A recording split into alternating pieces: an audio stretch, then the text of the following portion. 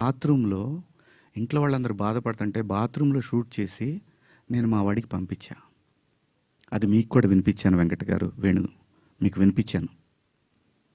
ఈ వీడియో కాదు, ఇప్పుడు చూస్తున్న వీడియో కాదు, అంతకుముందే ఆ వీడియో 11:18 ఉంది.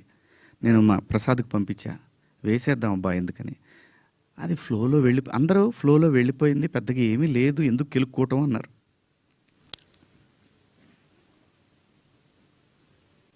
సో కర్మ ఎలా కాలిందో తెలీదు, కర్మ ఎవరిని వదిలిపెట్టదు. అలా ఆ సందర్భంలో నేను వాడిన 2 పదాలు తప్ప నేను గమనించానండి. నైటు 11 o'clock తర్వాత 12 తర్వాత మీరు చూసుకోండి, 12:01 తర్వాత కొన్ని ట్వీట్లు వెళ్తూ ఉన్నాయి. ఎవరికి ట్యాగ్ అవుతూ ఉన్నాయి? నాకు నిద్ర లేదు, పేర్లు కూడా గుర్తురాట్లా. స్త్రీల సమస్య మీద మాట్లాడుతూ ఉంటే మన రాహుల్ వైఫ్ చిన్మయి గారు ఆవిడకి వెళ్తా ఉన్నాయి, ఆవిడకి ట్యాగ్ చేస్తూ ఉన్నారు. ఇక్కడి నుంచే మొత్తం ట్యాగ్ చేస్తూ ఉన్నారు. ఆ తర్వాత మన అనసూయ గారికి ట్యాగ్ చేస్తూ ఉన్నారు. ఎందుకు చేస్తున్నారు నాకు అర్థం కాలేదు. సర్లేదో పాపం ఆవిడ మాట్లాడుతూనే ఉంటుంది ప్రతిసారి కూడా, తప్పేం లేదు. నా తరఫు నుంచి 2 పదాలు దొరికినాయి కాబట్టి ఐ హ్యావ్ టు బేర్. ఏదైనా బేర్ చేయాల్సిందే. మనం దాన్ని ఓట్రిచ్చి కొట్టినా దానివల్ల ఏం ప్రయోజనం లేదు. ఎందుకంటే తప్పు నా వైపు ఉంది కాబట్టి నేను సర్దుకొని వెళ్ళాలి, తప్పదు. క్షమాపణలు చెప్పాను, ఇంకా చెప్తాను కూడా. ఆ 2 పదాలకి నేను ఎప్పుడు సెట్ అవుతానో నాకు తెలియదు, నా మైండ్ ఎప్పటికి సెట్ అవుతుందో తెలియదు. అటువంటి పరిస్థితిలో ఉన్నా. నేను నా భార్య అయితే అసలు నువ్వు ఇలాంటి స్టేటస్లో ఉంది. ఎందుకంటే ఎవరికైనా ఫ్యామిలీ ముఖ్యం. తను రేపొద్దున వాళ్ళ బంధువుల్లో ఇదేంటి ఇలా మాట్లాడాడు శివాజీ అంటే తను ఎంబ్రాసింగ్గా ఫీల్ అవుతుంది కదా. నా పిల్లలు వాడి ఫ్రెండ్స్ ఇదేంట్రా మీ నాన్న ఇలా మాట్లాడు, విచ్ ఈజ్ హర్టింగ్. నా ఇంటెన్షన్ బ్యాడ్ లేదు. ఇంకొకటి, 30 సంవత్సరాల నుంచి నేను ఇక్కడ ఉంటున్నాను, ఏ రోజు నా దగ్గర నుంచి తప్పు జరగలేదు. ఆవేశంగా ఒక లెటర్ మాకు వెళ్ళిపోయింది. వెళ్ళిన తర్వాత వాళ్ళు డిస్కస్ చేయొచ్చు, ఏమని, కాదండి ఒకసారి శివాజీతోటి మాట్లాడి ఆయనతోనే పెట్టిద్దాం ఒక అపాలజీ లెటర్ అని వాళ్ళు చెప్పొచ్చు. ఇవేవి జరగల. ఎవరికాళ్ళు ఆవేశంగా government of Andhra Pradesh, government of Telangana, CC to CP, CC to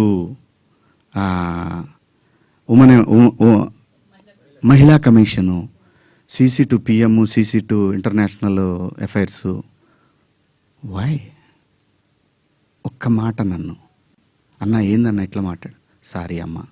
నాకెవరు ఫోన్ చేయలేదు. ఒక సుప్రియ గారు సాయంత్రం ఫోన్ చేస్తే, అయ్యో శివాజీ గారు ఏంటి, సారీ అమ్మా నేను పొరపాటున 2 పదాలు దొరికినాయి.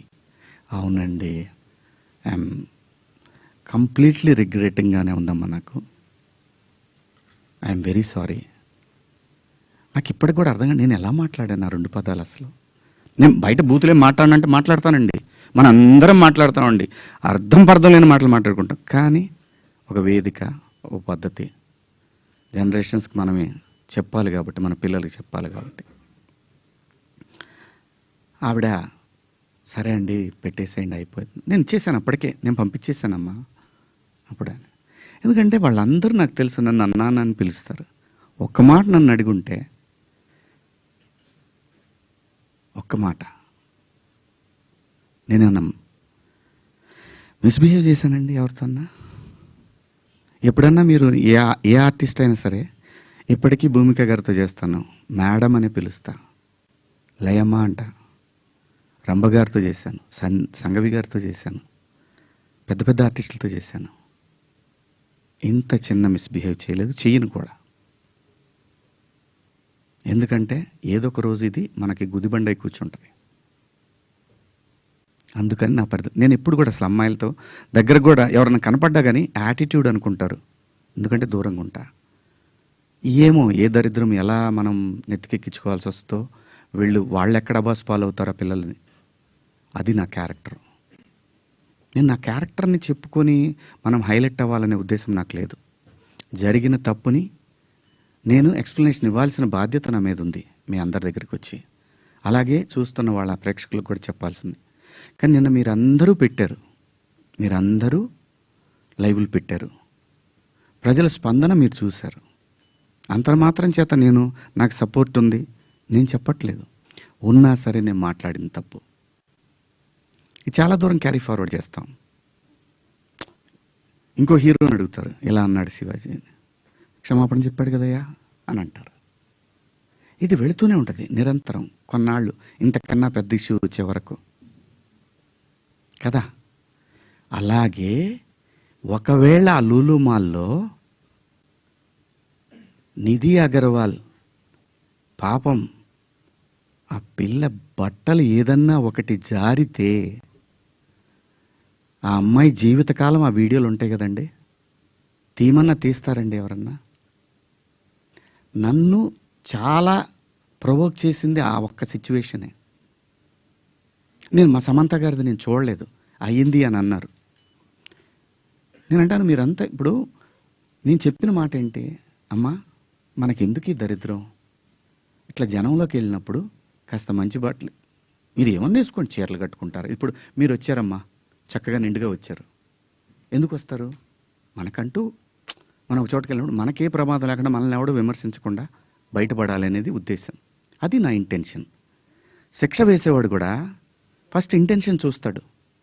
ఇది ఏ ఇంటెన్షన్తో మాట్లాడాడు? జడ్జి అయినా, ఈవెన్ కేసు తీసుకునే ఎస్ఐ అయినా ఉమెన్ కమిషన్ దాకా పోవాలన్నా అయితే ఈ 2 పదాలు నాకంటే పెద్ద పదాలు ఎవరు వాడలేదా ఈ పరిశ్రమలో? నాన్నే ఎందుకు మీరు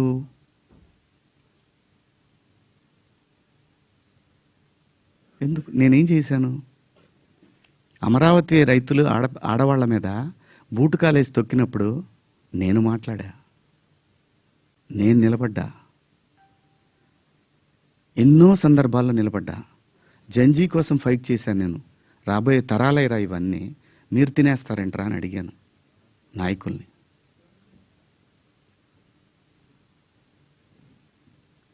మీరందరూ కూడా మన పేపర్లో కానీ లేదని కానీ ఎప్పుడైనా సరే ఒక మిస్ వార్త ఏదన్నా గబుక్కన మనం టీవీలో ప్రజెంట్ చేసినా కూడా సవరణ అని ఒకటి ఇస్తారు. మీరు మనుషులు, మనం సమర్థించుకోవట్లా, పొరపాటు జరిగింది అని చెప్తున్నాను నేను. దానికి మీరందరికన్నా కూడా ఎంత ఇది ఉందో కానీ నేను ఎప్పటికి సెట్ అవుతాను నాకు తెలీదు. నా వేదన అంతా ఆ చిన్మయ్య గారి దగ్గర నుంచి అలా అలా అలా అలా అలా వెళ్ళి ఉమెన్ కమిషన్కి వెళ్ళిపోయి వాళ్ళు నాకు మెసేజ్ పెట్టి నువ్వు 27వ తారీఖు మా దగ్గర అటెండ్ కావాలి అని. అమ్మ నేను ఆల్రెడీ క్షమాపణ చెప్పాను, వన్స్ మేము రిలీజ్ చేసిన తర్వాత రావాలి. వెళ్తా, చట్టాన్ని గౌరవించాలి, ఖచ్చితంగా వెళ్తా. వెళ్ళి ఒక అపాలజీ లెటర్ ఇస్తా, నాకేం ప్రాబ్లం లేదు, నేనేం సిగ్గుపడను. నేను తప్పు చేసినప్పుడు క్షమాపణ చెప్పడంలో తప్పేముంది? ఏమీ తప్పులేదు. ఇష్టం వచ్చినట్టు మాట్లాడుకుంటున్నారు. ఒక బార్కి వెళ్తే డ్రెస్ కోడ్ ఉంటుందండి.